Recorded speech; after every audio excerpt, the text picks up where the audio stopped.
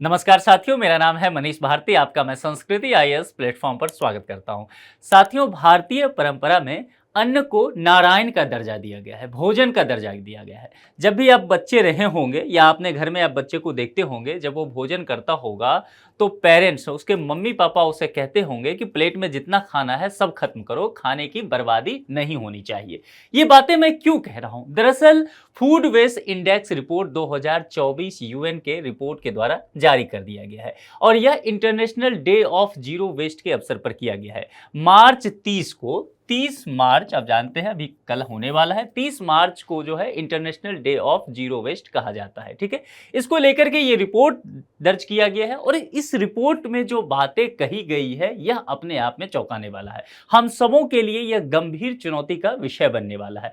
दरअसल इस रिपोर्ट में क्या बातें कही गई है उसको लेकर के हम विस्तार से चर्चा करेंगे। उससे पहले समझ लेते हैं कि यूएन का ये रिपोर्ट है। अब इसको दो एजेंसी इस रिपोर्ट को प्रकाशित करती है। पहली एजेंसी जो है वह है यूनाइटेड नेशंस एनवायरनमेंट प्रोग्राम यानी कि यूएनईपी, और दूसरी जो एजेंसी है वह यूनाइटेड किंगडम की एक नॉन प्रॉफिट ऑर्गेनाइजेशन है, यानी कि आप कह सकते हैं कि एनजीओ है, एक है जिसका नाम है waste and resources action programme. ये दोनों मिलकर के फूड वेस्ट इंडेक्स रिपोर्ट जारी करती है। ठीक है, इसे यूएन का रिपोर्ट भी कहा जाता है। इतना मामला समझ में आ गया।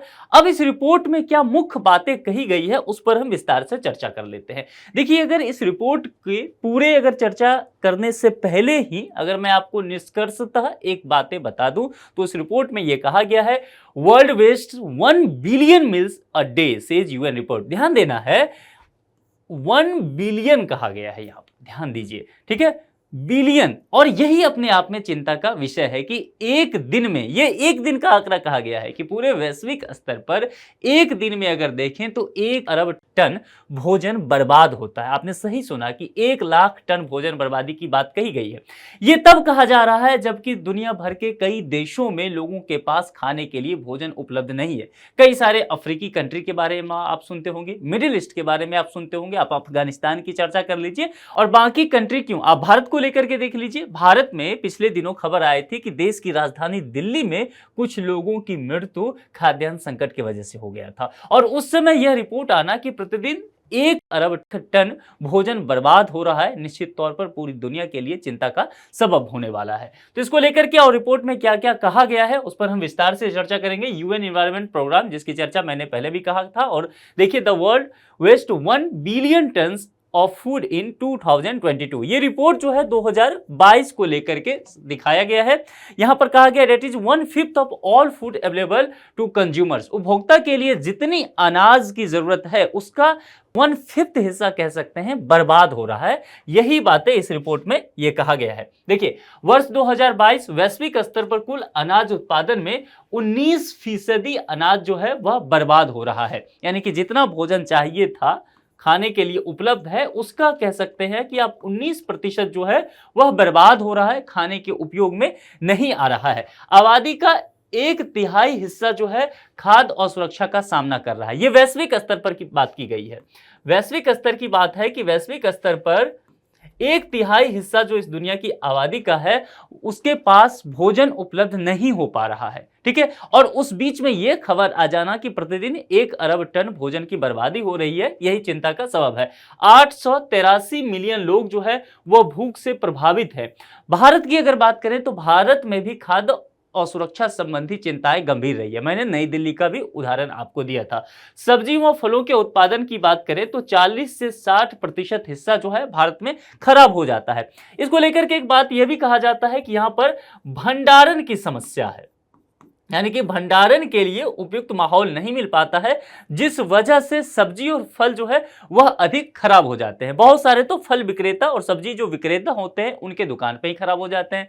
बहुत सारे फल और सब्जी जो है खराब होता है कहाँ, हमारे आपके फ्रिज में खराब हो जाता है, हम उसका उपयोग ही नहीं कर पाते हैं। यह भी एक बड़ी वजह यहां पर बताई गई है। अब जरा देखते हैं इस रिपोर्ट में और विस्तार से क्या कहा गया है। देखिए, 2019 में जब यह रिपोर्ट प्रकाशित हुआ था और 2022 में, तो उसको एक सापेक्षता के आधार पर जरा देख लेते हैं। देखिए, status in 2019, food available for consumption 5.3 billion turns. ठीक है, फूड वेस्ट 931 मिलियन टन, यानी कि 17% जो है भोजन वह बर्बाद हुआ है जो उपलब्ध भोजन का था। यदि 2022 की बात करेंगे तो यहां पर जो है 5.5 बिलियन टन जो है वह फूड अवेलेबल है। और इसका अगर आप देखेंगे तो कहा गया है, जैसा कि ये रिपोर्ट पहले ही कहा, कि तकरीबन आप कह सकते हैं कि 1 बिलियन टन, यहां है भी कि 1 बिलियन टन, और यह उपलब्ध खाद्यान्न का कितना है, 19% है। तो यही बातें यहां पर कहा गया है। अगर 2019 में देखेंगे ग्लोबल एनुअल पर capital food wastage of house hold level,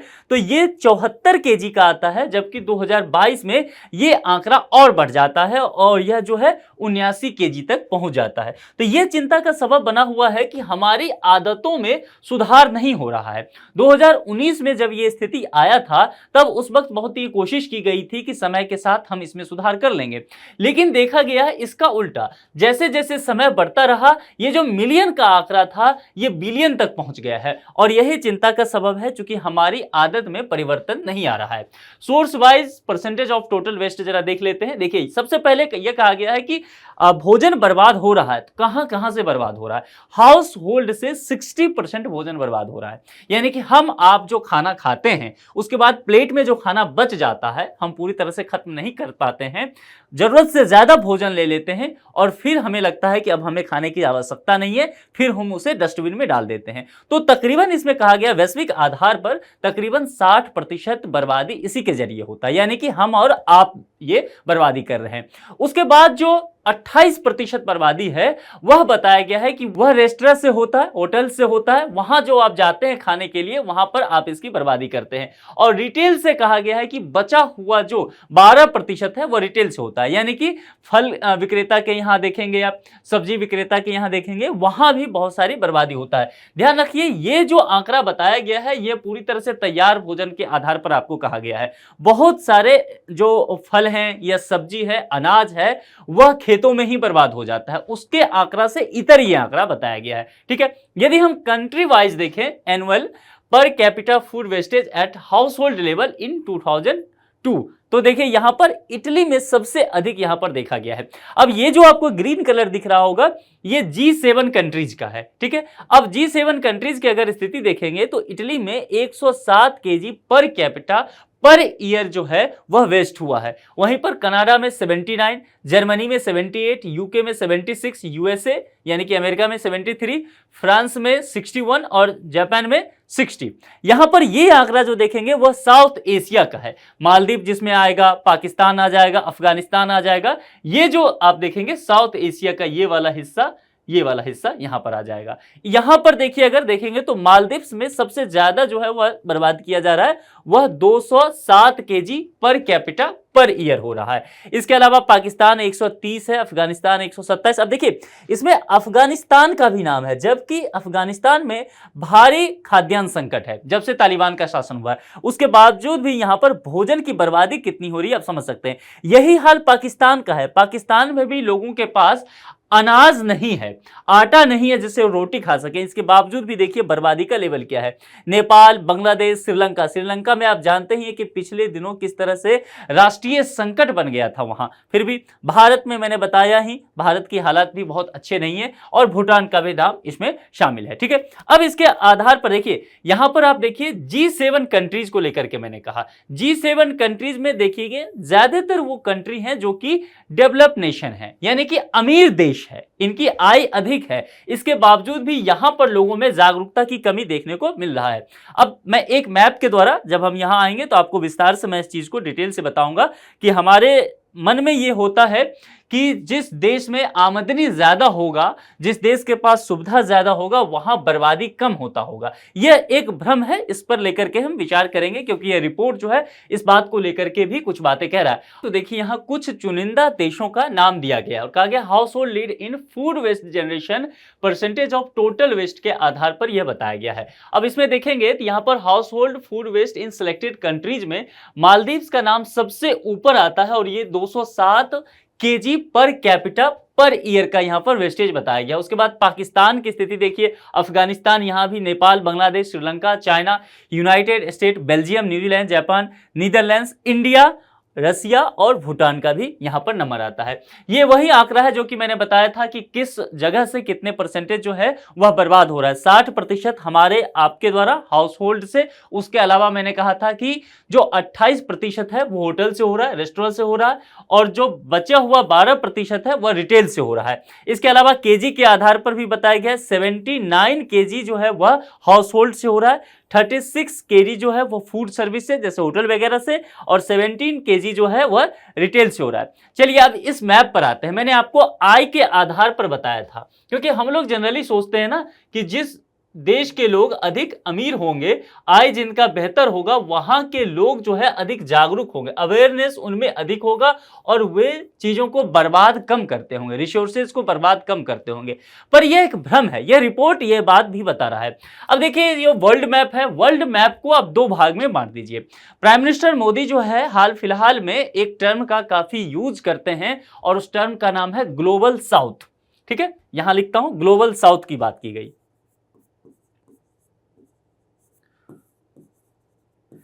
अब ये ग्लोबल साउथ है तो जाहिर सी बात है ग्लोबल नॉर्थ भी होगा।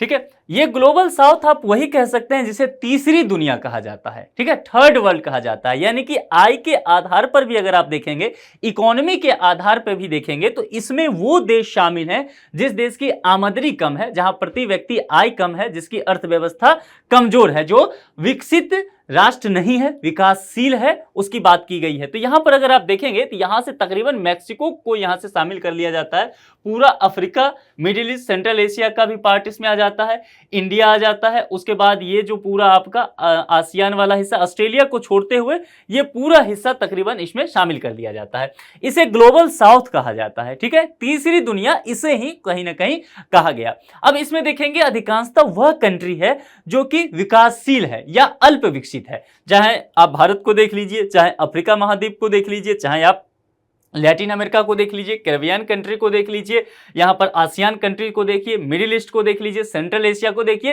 तकरीबन यही हालात आपको देखने को मिलेगा। और ग्लोबल नॉर्थ की जब बात की गई, अगर आप मैप के आधार पर देखेंगे तो जो नॉर्थ में जो कंट्री पर जाता है उसको ग्लोबल नॉर्थ कह दिया गया, बाकी जो साउथ पोल के पास पड़ता है ग्लोबल साउथ कह दिया। मोटा मोटी बांटने का यही आधार है। तो यहां से ऊपर जो ये कंट्रीज हैं, ये यूरोप हो गया, रसिया हो गया, उसके बाद आपका अमेरिका हो गया, कनाडा हो गया, ये सब जो है उसे ग्लोबल नॉर्थ कह दिया गया। ठीक है, ये मामला समझ में आ गया। अब यहां पर देखिए भोजन की जो बर्बादी होती है ग्लोबल नॉर्थ में, ग्लोबल नॉर्थ जो है वह है विकसित, है ना। इस देश के लोगों की आमदनी अच्छी खासी है, प्रति व्यक्ति आय इनका बेहतर है यहां के लोगों की तुलना में, इनकी अर्थव्यवस्था भी यहां के तुलना में बेहतर है, हम सब जान रहे हैं। तो हमने माना कि अमीर देश के जो लोग हैं यहां पर संसाधन को कम बर्बाद करते होंगे, गरीब देश के लोग ज्यादा संसाधन को बर्बाद करते होंगे। ठीक है, विभिन्न आधार हमने अपने दिमाग में मान लिया। ठीक, अब यहां पर जब ये रिपोर्ट आया है, ये फूड वेस्ट इंडेक्स रिपोर्ट 2024, इसने एक चौंकाने वाले आंकड़े हमें दिया। इसने कहा कि देखिए आप जो ये मान रहे हैं कि अमीर और गरीब देश के बीच जो है तुलना देखने की बात की जाती है, तो इसमें तकरीबन समान स्थिति ही देखने को मिलता है। क्या समान स्थिति? तो इसमें इन्होंने कहा कि 7% का ही तकरीबन फासला देखने को मिलता है। यानी कि देखिए ये जो अमीर देश है गरीब देश की तुलना में तकरीबन 7% कम बर्बादी करते हैं, केवल 7% ही। यानी कि आप कह सकते हैं कि ग्लोबल साउथ के लोग जो है केवल 7% अधिक बर्बादी कर रहे हैं ग्लोबल नॉर्थ से। तो दोनों खाने को भोजन की बर्बादी करने में लगभग समान है। ये मामला समझ में आ गया, केवल 7% यहां पर मामला ज्यादा है। तो यहां पर चाहे वो विकसित राष्ट्र के लोग हों, चाहे अल्प विकसित हो, विकासशील हो, ये दोनों ही कंट्री के लोग, दोनों ही तरफ के लोग भोजन की बर्बादी जो है वह धूमधाम से कर रहे हैं, ध्यान बिल्कुल नहीं दे रहे हैं। इन्हें लगता है हमारा पैसा है तो हम जितना चाहे खरीद सकते हैं, हम जितना चाहे बर्बाद कर सकते हैं। यही ये बात जो है रिपोर्ट कहता हुआ नजर आ रहा है। रिपोर्ट में भारत को लेकर के क्या कहा गया देखिए, हर वर्ष लगभग 78 मिलियन टन से अधिक खाना जो है वो वेस्ट हो जा रहा है। ये हाउस होल्ड को लेकर के बात कहा गया है। शहरी क्षेत्रों की तुलना में ग्रामीण क्षेत्र में खाना कम बर्बाद होता है। अब यहां एक प्रश्न है कि ग्रामीण क्षेत्रों में खाना कम बर्बाद क्यों होता है? एज ए यूपीएससी एस्पिरेंट आप सोचिए, इसी को कहते हैं बिटवीन द लाइन स्टडी करना। देखिए ग्रामीण क्षेत्र में क्या होता है, पशुधन होता है। ठीक है, पालतू पशु होते हैं। इसके अलावा जो है खाद्य की बात की जाती है, तो जाहिर सी बात है खेतों में खाद्य की जरूरत पड़ जाएगा। पालतू पशु है तो अगर भोजन बच गया है तो वह फेंकेगा नहीं, डस्टबिन में नहीं डाला जाएगा, वह क्या है पशु को खिला दिया जाएगा, गाय भैंस बैल को खिला दिया जाएगा। शहरों में यह चीज नहीं देखा जाता है, इसीलिए शहर में जो खाना बच जाता है वह बर्बाद हो जाता है। उसके अलावा एक और बात देखिए, मैंने पहले भी कहा था, यह रिपोर्ट भी कह रहा है कि जो खाना बर्बाद हो रहा है उसका एक बड़ा हिस्सा जो है हाउस होल्ड से हो रहा है। वो हिस्सा कितना है? 60% है। और इसमें एक बड़ी वजह कहा गया है कि हमारे फ्रिज से खाना बर्बाद हो रहा है। सब्जी और फल जो है फ्रिज में रखे रखे खराब हो जा रहा है, वो खाने लायक नहीं बच पा रहा है। ये शहर में ज्यादा हो रहा है, गांव के लोग के पास जो है फ्रिज की सुविधा बहुत बड़े स्तर पे नहीं है। अगर आप देखेंगे बड़ी जनसंख्या के पास नहीं है, तो इनके पास जो है वह खेतों से सब्जी आ रहा है, ताजा सब्जी आता है इनके पास, ये खाना खा करके उतना खत्म कर देते हैं, फिर खेत से लाते हैं। ये जो है मॉल जाते हैं और स्टोर करके ले आते हैं, फ्रिज में रखते हैं, ठीक है, 10-10 दिन तक फ्रिज में रखे, फिर कहीं ट्रिप पे घूमने निकल गए, सब चीज बर्बाद हो गया। इसीलिए शहरों में देखा जाता है कि खाना अधिक बर्बाद हो रहा है। इसके अलावा नैतिक पहलू को भी चर्चा में लेकर के चलिए। देखिए मोरली जो है गांव के लोग इस मामले में बहुत स्ट्रांग होते हैं, वह खाने को बर्बाद नहीं करना चाहते हैं। क्यों नहीं करना चाहते हैं? गांव का जो व्यक्ति है वह खेती से जुड़ा हुआ है, किसान है। अब किसान को पता है कि अनाज की उपज कितनी मेहनत से होती है, ठीक है, इसीलिए यह व्यक्ति जो है एक दाने को भी बर्बाद नहीं करना चाहेगा। हर दाने की कीमत ये व्यक्ति समझ रहा है। और शहर के रहने वाले लोगों को होता है कि मेरे पास संसाधन है, पैसा है तो मैं जितना चाहूं खरीद सकूं, और मेरा पैसा है तो मैं चाहूं तो बर्बाद कर सकूं। इस सोच के साथ चलते हैं, इसीलिए यहां पर नैतिक पहलू भी आकर के जुड़ जाता है, ठीक है। इसके अलावा अगर देखेंगे भारत में हर व्यक्ति सालाना औसतन 55 किलो खाना बर्बाद कर देता है। प्रति व्यक्ति प्रति साल खाने की बर्बादी की अगर हालत पे देखें कुछ देशों की स्थिति देखिए, पाकिस्तान में 130 किलो है, अफगानिस्तान 127 है। देखिए पाकिस्तान और अफगानिस्तान सबसे ऊपर है, जबकि इनकी समस्या सबसे जटिल है, ठीक है। नेपाल देखिए 93, बांग्लादेश, म्यांमार, चीन, श्रीलंका, भारत की स्थिति देखेंगे तो 55 केजी के आसपास पहुंच जाता है। और भूटान छोटा देश है लेकिन उसके बावजूद भी 19 केजी के आसपास ये पहुंच जाता है। अब जरा देखते हैं कि कौन सा जो आइटम्स है वो ज्यादा बर्बाद किया जा रहा है। अगर आप देखेंगे खाने पीने की चीज देखेंगे, अनाज के तौर पर गेहूं या मोटा अनाज के तौर पर मक्का वगैरह को देखेंगे तो यह 30% तकरीबन इसकी बर्बादी हो रही है। इसके अलावा आप देखेंगे दूध वगैरह डेयरी से संबंधित देखेंगे, मांस देखेंगे, मछली देखेंगे तो यह तो है तकरीबन 20% बर्बादी है।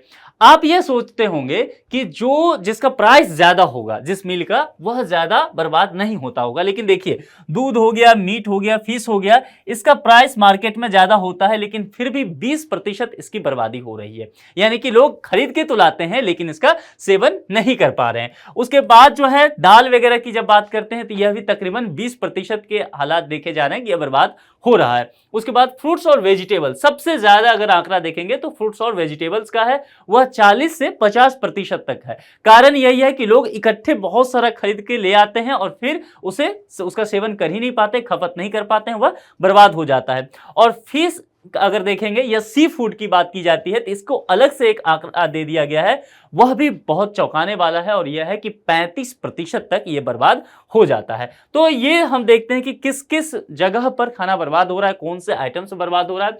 अब एक प्रश्न उठता है खाने की बर्बादी क्यों? देखिए निश्चित तौर पर एक बात कही जाती है कि जागरूकता की कमी है। हम इस बात को नहीं समझ रहे हैं, हमें लगता है कि हमारे पास पैसा है, हम चाहें जितना खरीद सकते हैं और फिर जितनी मर्जी है हम खाएंगे और नहीं तो हम डस्टबिन में फेंक देंगे, ये हमारी मर्जी है।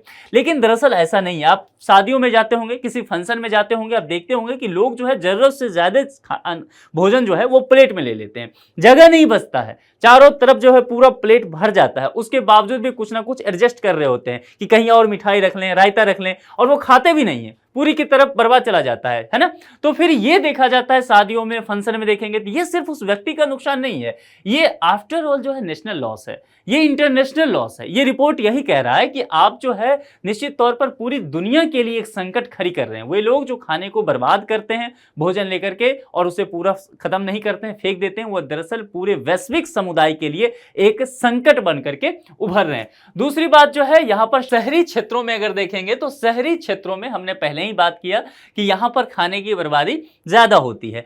जबकि यहाँ के लोग शिक्षित होते हैं, जागरूक होते हैं, इसके बावजूद भी यहीं पर बर्बादी अधिक देखने को मिलती है। एक वजह क्या है, यहाँ पर जैसे ग्रामीण क्षेत्रों में पालतू पशु हैं, ठीक है, पशुधन है, यानी कि गाय बैल बकरी हैं, तो जो भोजन बच गया उसे दे दिया जाता है। लेकिन शहर में लोग जो हैं 20वें मंजिल पे रहे, एक फ्लैट में बंद है, अब जाहिर सी बात है वो फेंकने भी ना जा पाएंगे, गाय को भी नहीं दे पाएंगे, तो जितना खाया खाया, नहीं तो डस्टबिन में चला गया, फ्रिज में रखा रखा खराब हो जाता है, एक ही बार बहुत ज्यादा खरीद के ले आते हैं। तो यह एक वजह इन सब चीजों को माना जाता है। ठीक है, आगे बढ़ते हैं। खाने की बर्बादी को कैसे कम किया जाए, इसको लेकर के अगर हम बात देखते हैं तो थाली में उतना ही खाना ले जितना कि खा सके। पुरानी कहावत है, मैंने पहले भी बताया कि हमारे पेरेंट्स हमें बराबर ये सिखाते रहते हैं, बचपन से सिखाते रहते हैं कि उतना ही भोजन लो जितना कि आप खा सको। इसे हमें कंटिन्यू करना है। ठीक है, पहले से ही बहुत सारा भोजन जमा करके ना रखें, जैसा कि शहरों में लगातार ये किया जा रहा है। ग्रामीण परिदृश्य में भी अब ये चीजें देखने को मिलता है। लोग क्या करते हैं, मार्केट जाते हैं और बहुत सारा सामान जो है एक ही दिन खरीद के ले आते हैं और फिर वो बर्बाद हो जाता है। खाने की बर्बादी रोकने से 8-10% कम होगा कार्बन उत्सर्जन। यहीं पर जरा हम एक डिस्कशन कर लेते हैं। इस डिस्कशन में ये रिपोर्ट भी यहां पर खुल करके इसकी बात करता है। अब यहां पर आप कहेंगे भोजन की बर्बादी, भोजन की बर्बादी की अगर बात करते हैं तो ये रिपोर्ट कहता है कि भोजन की बर्बादी का संबंध जो है वह जलवायु परिवर्तन से है। अब आप कहेंगे ये कैसे हो सकता है, भोजन की बर्बादी जो है वह क्लाइमेट चेंज से है। ठीक है, और यही बात यहां पर कहा जा रहा है कि अगर आप फूड वेस्ट करते हैं, फेंकते हैं, तो यहां पर देखिए आप जो है 8 से 10% जो है कार्बन उत्सर्जन को बढ़ावा दे देते हैं। तो यदि यहां पर भोजन की बर्बादी नहीं होगी तो 8 से 10% जो है कार्बन उत्सर्जन कम यहां पर हो जाएगा। यही बात यहां पर कहा गया है, इस बात का भी यहां पर ध्यान रखना है। दूसरी एक और बात यहां पर कहा गया है कि जो देश गर्म जलवायु में है वहां पर खाना अधिक बर्बाद हो जाता है, क्योंकि भंडारण की समस्या नहीं हो पाएगी और खाना जल्दी वहां पर खराब होता है। तो एक वजह यह भी बताया गया है। अपनी भूख से थोड़ा कम खाना है, सेहत के लिए भी ये फायदेमंद होता है। तो इसको ध्यान में रखते हुए और प्रति व्यक्ति की जितनी जरूरी है कैलोरी के हिसाब से, उस हिसाब से ही भोजन करना चाहिए। ये बातें यहां पर कही गई है। दान करने की आदत भी कहा गया। देखिए कुछ नैतिक पहलू इसमें जोड़े गए हैं। उसके तहत कहा गया है घर में ज्यादा खाद्य सामग्री हो तो किसी व्यक्ति को या फूड बैंक को शेयर कर देंगे। आपके आसपास बहुत सारे फूड बैंक होंगे, शहर में तो होते ही, एनजीओ वगैरह होता है, वहां जाकर के आप डोनेट कर दीजिए। फ्रिज में जब भी नया आइटम रखें तो पुराने को ऊपर या आगे रखें ताकि आप उन्हें पहले खा सके जिसे आप पहले खरीद करके लाए थे। खाने का बचा हुआ हिस्सा बाद में खाने के लिए सुरक्षित रखें या फिर कोई अन्य डिश बना लें, यह भी बात की गई है। खाद्य अपशिष्ट का इस्तेमाल किचन गार्डन में करें। देखिए जो गांव के लोग हैं वे तो खेतों में खाद के रूप में इस्तेमाल कर लेते हैं, शहर में किचन गार्डन की व्यवस्था होती है, लोग इसका इस्तेमाल करते हैं, शौकिया तौर पे भी करते हैं। तो जो अपशिष्ट भोजन है उसका इस्तेमाल आप किचन गार्डन में कर लेते हैं तो वहां पर बर्बादी कम हो जाएगा। खाने की बर्बादी को कम करने से संबंधित कोई प्रयास किए गए हैं, उस प्रयास को अन्य देश भी अपना सकते हैं। जैसे कि दक्षिण कोरिया को लेकर के देखते हैं, केस स्टडी है दक्षिण कोरिया का। दक्षिण कोरिया में क्या है कि जितना कचरा आप उत्सर्जन करेंगे, ठीक है, उतना ज्यादा आपको शुल्क देना होगा। यानी कि यदि आपने भोजन की अधिक बर्बादी की है तो आपको उतना ही पैसा भी देना पड़ेगा। अब जरा आप सोचिए, आप मार्केट जाएं, फल सब्जी खरीद के लाएं, खाएं, और महंगा है वो ऑलरेडी, तो आप प्राइस ज्यादा दे रहे हैं, फिर खाते भी हैं, फिर थोड़ा जो बच जाता है आप उसे फेंकते भी हैं, तो फेंके हुए के लिए भी अलग से प्राइस देना पड़ेगा आपको। तो जाहिर सी बात है, या तो आप खरीद करके कम लाएंगे या फिर उतना ही खाएंगे जितना जरूरी है, क्योंकि आपको पेनल्टी भरना पड़ रहा है। तो ये जो साउथ कोरिया का पहल है, इसकी तारीफ वैश्विक लेवल पर काफी की जाती है, तो भारत सहित अन्य देश भी इसका प्रयोग कर सकते हैं। अब यहां पर फ्रांस सरकार ने वर्ष 2016 से किराने की दुकानों में खाद्य अपशिष्ट पर अनिवार्य रूप से प्रतिबंध लगा दिया। इस पहल को भी किया जा सकता है।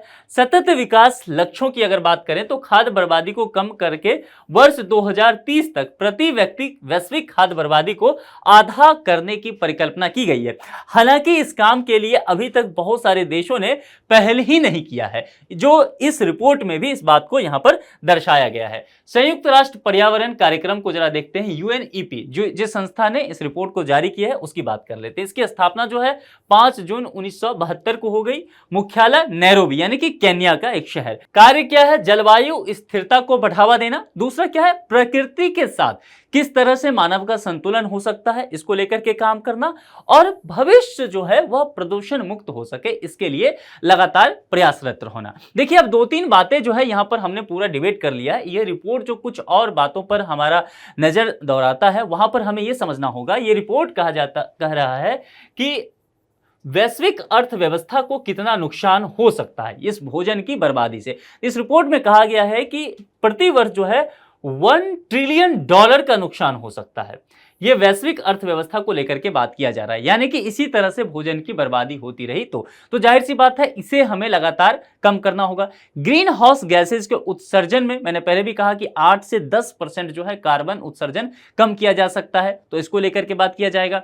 लाखों लोग भूखे रह रहे हैं, बहुत जगह खाद्यान्न संकट है, वहां पर भोजन लोगों को नहीं मिल पा रहा और दूसरी तरफ लोग इतने ज्यादा भोजन को बर्बाद कर रहे हैं। तो यह एक नैतिक पहलू तो है ही, लेकिन कहीं ना कहीं आप देखेंगे यह जलवायु से जुड़ा हुआ भी पहलू है। खाद्य सुरक्षा को लेकर के हम लगातार बात कर रहे हैं। दूसरी बात क्या है कि यदि आप खाने को बर्बाद कर रहे हैं ना, तो जाहिर सी बात है कहीं ना कहीं जो आप है हंगर को तो बढ़ा ही रहे हैं।